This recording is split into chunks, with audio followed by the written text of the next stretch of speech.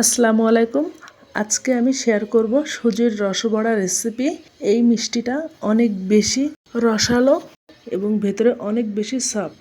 আমি চামচ দিয়ে একটা মিষ্টি কেটে দেখাচ্ছি, লক্ষ্য করুন এর ভেতরে ঠিক কতটা জালি ভাব। এই মিষ্টিটা দেখতে যতটা আকর্ষণীয়, খেতেও ঠিক ততটাই মজা। আমি খুব সহজে সুজি দিয়ে এই মিষ্টিটা তৈরি করেছি। সুজির রসবড়াটা মালাইয়ে দেওয়ার আগে এবং পরের পার্থক্যটা লক্ষ্য করুন, তাহলেই বুঝতে পারবেন এটা কতটা রস চুষে নিয়েছে। এটা তৈরির জন্য শুরুতে আমি দুধের যে সেরা বা দুধের যে মালাই সেটা তৈরি করব। এখানে নিয়ে নিয়েছি 3 কাপ পরিমাণ লিকুইড দুধ আর 3টা ফাটিয়ে নেওয়া এলাচ এবং 1 চিমটি লবণ। লবণ দিলে খেতে অনেক ভালো লাগে, এই জন্য লবণটা দিয়েছি। দিয়ে দিচ্ছি মিষ্টির জন্য এখানে 1/2 কাপ পরিমাণ চিনি। চিনির পরিমাণ আপনারা বাড়িয়ে অথবা কমিয়ে নিতে পারবেন। আর এখানে কালারের জন্য সামান্য ইয়েলো ফুড কালার দিচ্ছি, যেটা পুরোপুরি অপশনাল, আপনারা চাইলে এটা বাদ দিতে পারেন।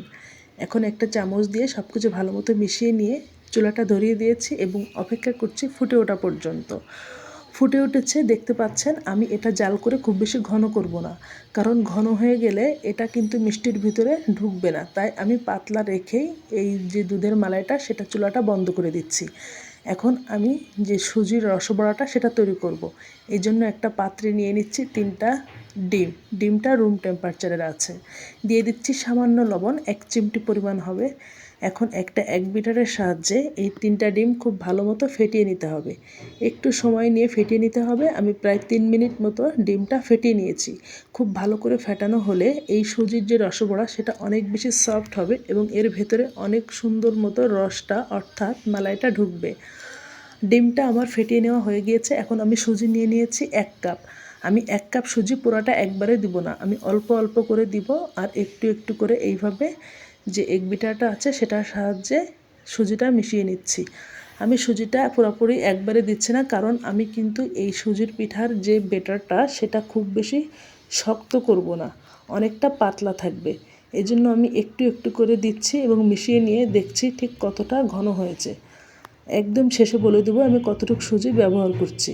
আমি কয়েকবার করে একটু একটু সুজি নিয়েছি এবং এইভাবে মিশিয়ে নিয়েছি। এখন সুজির এই যে পিঠার যে ব্যাটারটা এটা কতটা ঘন হয়েছে সেটা বোঝার জন্য একটা চামচ নিয়ে আমি একটু চেক করে দেখব। আপনারা ভিডিও খেয়াল করুন আমি ঠিক কতটা ঘন রেখেছি। ঠিক এই রকম কনসিস্টেন্সি যখন আসবে, অর্থাৎ চামচ দিয়ে এইভাবে কাত করলে পড়বে।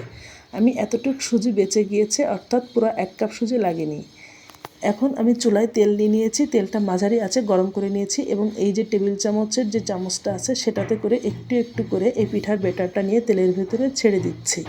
তেলটা কিন্তু মাঝারি আছে গরম করে নিতে হবে। যেহেতু ডিম দিয়ে আমি এই ব্যাটারটা তৈরি করেছি, তেলের ভেতর দিলে সাথে সাথে এটা কিন্তু ভেসে উঠছে। আমি একবারে অনেকগুলো পিঠা তৈরি করে নিচ্ছি।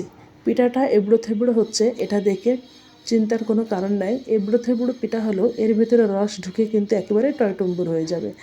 পিঠাটা এক সাইড হয়ে গেলে আমি এরকম একটা চামচ দিয়ে উল্টে দিচ্ছি। পিঠাটা খুব বেশি কড়া করে অর্থাৎ কালার করে ভাজা যাবে না। যখন এরকম হালকা কালার অর্থাৎ সাদা সাদা থাকতে আমি পিঠাটা তুলে নিয়েছি। আমি মোট 1 মিনিট মতো পিঠাটা ভেজে নিয়েছি। পিঠাটা আমি ভেজে এইভাবে তেলের চামচ দিয়ে তুলে নিয়েছি। আমি টোটাল 3টা ব্যাচে পিঠাগুলো ভেজে নিয়েছি। এখন এই যে শিরাটা বানিয়ে রেখেছিলাম আগে দুধের মালাই, সেটা গরম থাকা অবস্থায় এই গরম গরম পিঠাগুলো এর ভেতর দিয়ে নেড়ে চেড়ে দিতে হবে। এই পিঠা জাল করার কোনো প্রয়োজন নেই। লক্ষ্য রাখতে হবে এই পিঠাটা দেওয়ার সময় দুধের যে মালাই সেটা যেন গরম থাকে। যদি ঠান্ডা হয়ে যায় সেক্ষেত্রে আরেকটু চুলাটা ধরিয়ে গরম করে তারপর এই পিঠাগুলো দিতে হবে। অর্থাৎ শিরাটাও গরম থাকবে এবং পিঠাগুলো গরম থাকবে। আধা ঘন্টা আমি এইভাবে ভিজিয়ে রেখেছি। আধা ঘন্টা পর লক্ষ্য করুন শিরাটা কিন্তু চুষে নিয়েছে প্রায় পুরাটাই এবং পিঠার নিচে একটু শিরা বেঁচে আছে। আমরা পিঠাটা দেওয়ার আগে দেখেছিলাম অনেক বেশি দুধের যে শিরাটা ছিল এবং পিঠাগুলো ভাসছিল উপরে। আর এখন পিঠাগুলো অনেক বেশি সাইজে বড় হয়ে গিয়েছে এবং রসে টয়টম্বুর হয়ে গিয়েছে। আপনারা ভিডিও লক্ষ্য করুন পিঠাটা ঠিক কতটা সফট হয়েছে। হাত দিয়ে এইভাবে চাপ দিলেই কিন্তু একদম তুলতুল করছে। এই পিঠাটা খেতে অনেক বেশি মজার হয়। দেখুন কতটা রস এর ভেতরে ঢুকে গিয়েছে এবং চামচ দিয়ে যখন এইভাবে আমি কেটে নিচ্ছি তখন খুব ইজিলি কেটে যাচ্ছে এবং এর ভেতরে অনেক বেশি জালিদার। এই মজাদার পিঠাটি যদি আপনাদের পছন্দ হয়ে থাকে তাহলে বাসায় অবশ্যই ট্রাই করবেন আর কমেন্টসে আমাকে জানাতে পারেন আপনারা এই পিঠাটি পছন্দ করেন কিনা।